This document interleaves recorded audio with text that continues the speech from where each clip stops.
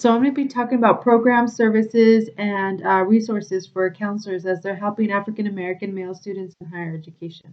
So we know higher education is tough. You have admissions, you have financial aid, you have programs, you have classes to get into. Is very hectic. So as a counselor, you definitely want to know your stuff.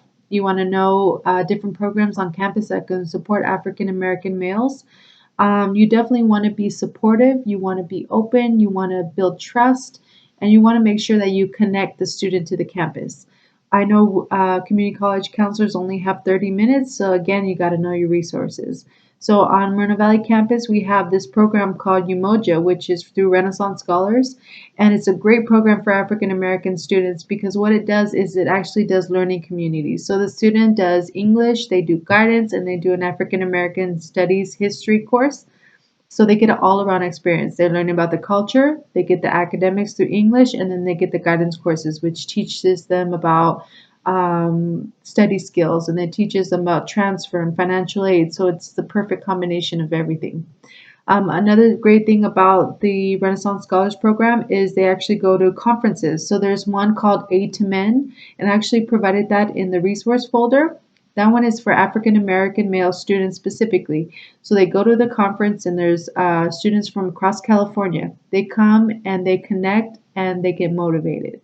So it's an awesome opportunity for them to connect with other students in their situation and just to see, that there are professionals out there that have made it and have been successful. But definitely another thing that they do that's really important is they do tours to historically black colleges. They actually went to Atlanta, Georgia and did a tour and they paid for everything, flight, hotels, and they toured them and they actually gave the students financial aid information and just basically got them set up out there. They actually stayed out there in the dorms.